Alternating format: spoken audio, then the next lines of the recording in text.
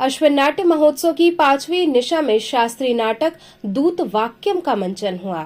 अश्विन नाट्य महोत्सव की 5वीं संध्या में शास्त्रीय नाटक दूत वाक्यम का मंचन हुआ। संस्कृत के महाकवि भास की काव्य कृति पर आधारित इस नाटक में रामधारी सिंह दिनकर के खंड काव्य रश्मि रथी के तीसरे अंक की पंक्तियों याचना नहीं अब रण होगा को शामिल किए जाने से नाटक की गंभीरता प्रभावित हुई। मुरलीलाल मेहता प्रेक्षागृह में बुधवार को मेजबान संस्था श्री नागरी नाटक मंडली के बैनर तले मंचित नाटक की धीमी गति दुर्योधन के संवाद में मधुर विचार जैसे प्रयोग पर भी दर्शक दीर्घा से उंगली उठती रही। कुछ रंग दर्शक तो कथानक से भी असहमत होते रहे। संवाद के रूप में पहला वाक्य सुनने के लिए दर्शकों को 17 मिनट तक प्रतीक्षा करनी पड़ी। यही नहीं, नाटक में जहां तहां यवनिका का प्रयोग भी दर्शकों को असहज करने वाला रहा।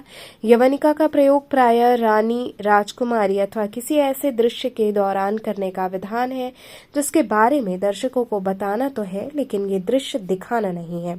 लेकिन दूत वाक्य में दुर्योधन, गुरु द्रोण और भीष्म पितामह के आगमन के दौरान में यवनिका का प्रयोग किया गया। श्री कृष्ण के पांडवों का दूत बनकर कौरवों के राजमंडल की सभा में जाने पर केंद्रित नाटक का निर्देशन युवा रंगकर्मी उत्कर्ष सहस्त्रबुद्धे ने किया। नाटक में विकेश सेठ का अभिनय प्रशंसनीय रहा। आपकी आज्ञानुसार सवारी सभी राजागण मंत्रीगण पधार चुके हैं। हे आर्य कर्ण एवं वत्सदेव, आप बताइए, आपकी दृष्टि में ऐसा कौन महापुरुष है जो मेरी एकादश अक्षौणी सेना का सेनापति होने की योग्यता रखता है?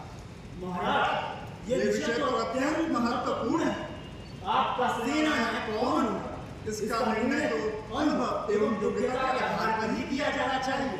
अतः हमारा आपसे निवेदन है कि यह निर्णय सभागृह में सभी राजाओं एवं मंत्रीगण के साथ मंत्रणा के पश्चात ही करना उचित होगा। उचित ही कहा आपने। इसका निर्णय तो मंत्रिशाला में ही होना चाहिए।